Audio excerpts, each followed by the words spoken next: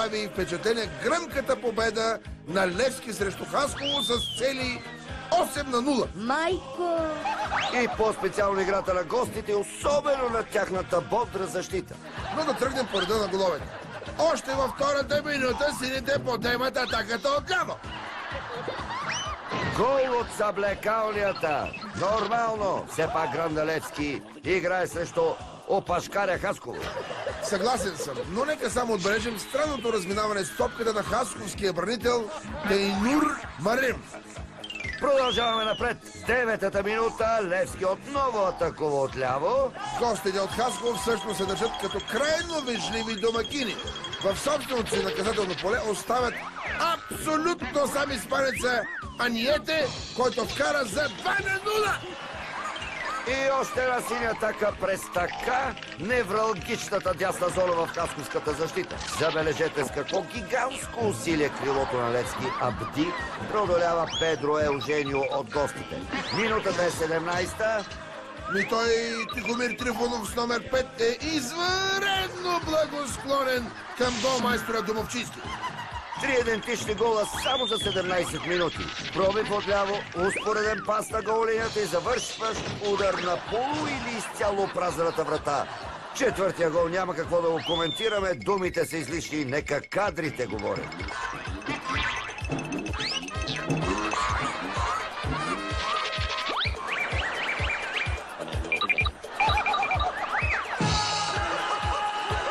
Кръстев, поведението на бранителите в бяло е някаква лоша шега.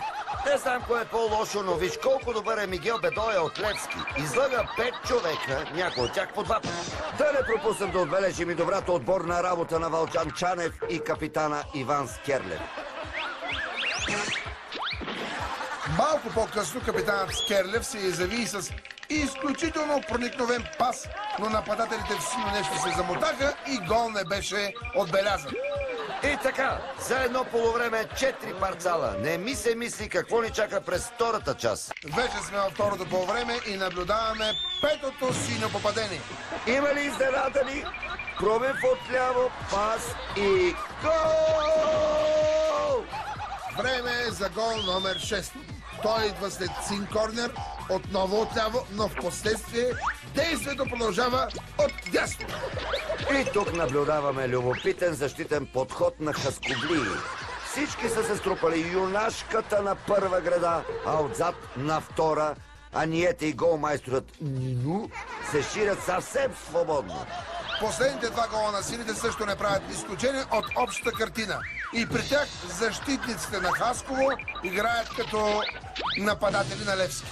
А дясната зона в защитата на гостите е като оградата на Катя и Свилен Иванови в Градинарово. Разграден двор. Цели 6 гола станаха тъкмо оттам. Отборът на Хасково е 99% изпадаш от тази група. И като се любуваме на представянето му на Герена, се питаме дали освен класиране няма и друга мотивация, варираща от тъмно до черно тото. Знае ли човек? Съществува и друга хипотеза, Кръстев. С тази разгромна победа Левски на практика отказа друг претендент за последното 6-то място, даващо право на участие в плейофите от финалната шестица.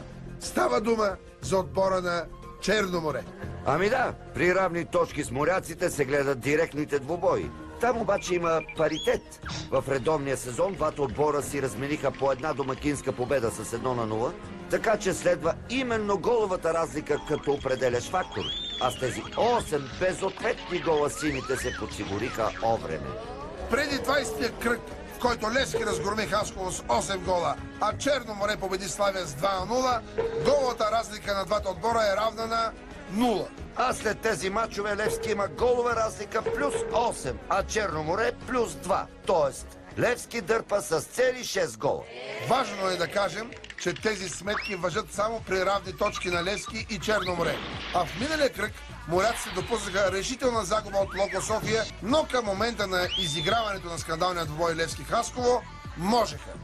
В предстоящия последен кръг от редовния сезон интригата е кой измежду Левски и Ботев Пловдив ще спечели заветното 6-то място. Но понеже спортните медии в България не обръщат достатъчно внимание на този странен матч, ние от господари на ефира ще попитаме: легна ли Хасково на Левски? И ако да, защо? Заради чернотото? Или за да помогне на силите в битката за първата шестица? Или заради двете? Само питам. Ще сме щастливи, ако въпросният мач действително се изиграл честно, но кадрите говорят друго. Освен всичко се запознахме и с думите на изпълнителния директор на Евролудогорец господин Ангел Петричев. Ние изиграхме един матч 4-0, бихме Марек, въртяха господари на ефира, какво ли не беше, а при този матч на Левски и на Хасково, що не видяхме да завъртят по господари на ефира? Ето, господин Петричев, завъртаме и този матч. Всяко нещо с времето си. Така или иначе се задават плейофи в края на първенството, които ще са истинско предизвикателство за честната игра. Но ние от господари на ефира ще ги следим с подчертан интерес.